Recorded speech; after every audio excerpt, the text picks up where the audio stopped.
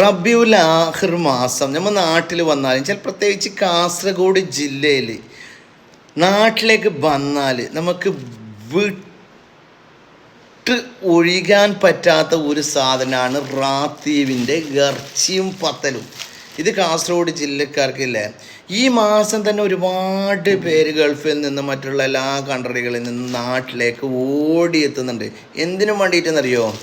റാത്തീവിൻ്റെ ഈ ഇറച്ചിയും പത്തലും വേങ്ങാനും വേണ്ടിയിട്ട്. അപ്പോൾ ഇന്ന് ഞാൻ എവിടെ പോയതെന്നറിയോ? ഇന്ന് നമ്മുടെ കാസർഗോഡ് ജില്ലയിൽ ഉദുമയിൽ ജുമാഅത്ത് പള്ളിയിലായിരുന്നു ഇന്ന് റാത്തീവ്.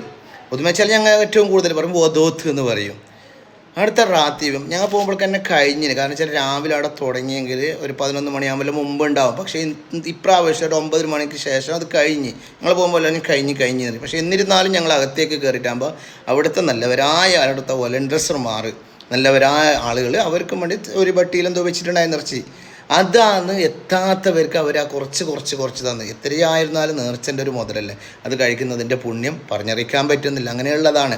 അപ്പോൾ ഇന്നത്തെ റാത്തീബിൻ്റെ ഇറച്ചി ഞങ്ങൾക്ക് കാണിച്ചു തരാം. അപ്പോൾ ഞാൻ ഈ റാത്തീബിൻ്റെ ഇറച്ചിയില്ല ഞാൻ തുറന്നിട്ട് നിങ്ങൾക്ക് കാണിച്ചു തരുന്നതാ. ബിസ്മില്ലാഹിർ റഹ്മാനിർ റഹീം. റാത്തീബിൻ്റെ ഇറച്ചിയും പത്തലും. ഇത് പിന്നെന്ത് പറയുന്നത്, ഇതിൻ്റെ ഒരു ടേസ്റ്റ് വേറെ തന്നെ.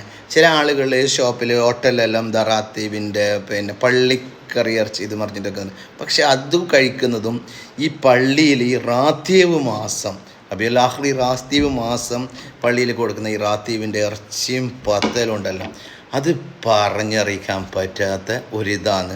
ഇതിൽ നമ്മൾ ഒരുപാട് പേര് ഒരു ഇതിനും വേണ്ടിയിട്ട് നമ്മൾ കഴിക്കുന്നുണ്ട്. കാരണം വെച്ചാൽ ഇങ്ങനെയും കഴിക്കുന്നില്ല, അതിൻ്റെ ടേസ്റ്റും അതിൻ്റെ പുണ്യങ്ങൾ കിട്ടും എന്ന് പറഞ്ഞിട്ടും പ്രാർത്ഥനയോട് കഴിക്കുന്നുണ്ട്. ചില ആഗ്രഹങ്ങൾ എന്തെല്ലാം ഒരുപാട് പറയുന്നുണ്ട്, ഒരുപാട് കാര്യങ്ങളുണ്ട്. അതൊന്നും ഞാൻ വിശദീകരിച്ച് പറയാനേ ഞാൻ അർഹതനല്ല. എന്നിരുന്നാലും ഇന്നത്തെ ഈ ഉദുമ പടഞ്ഞാറത്ത ഈ ഒരു പത്തിൽ ഞങ്ങൾ 9 കഴിഞ്ഞിട്ടുണ്ടായിരുന്നു. പക്ഷേ ഞങ്ങൾ പോകുമ്പോഴേക്ക് കഴിഞ്ഞെന്ന് പറഞ്ഞിട്ട്, പക്ഷേ ഞങ്ങൾക്ക് അവിടുത്തെ നല്ലവരായ വോളണ്ടിയർമാർ ഞങ്ങൾക്ക് തന്നതിൽ ഒരുപാട് സന്തോഷമുണ്ട്. എന്നും അല്ലാഹു സുബ്ഹാനഹു വ തആല എല്ലാവർക്കും ഖൈറും ബർക്കത്തും റഹ്മത്തും നൽകട്ടെ എന്ന് ഞാൻ ആത്മാർത്ഥതയോടുകൂടി പ്രാർത്ഥിക്കുന്നു. അസ്സലാമു അലൈക്കും വറഹ്മത്തുള്ളാഹി വബറകാതുഹു.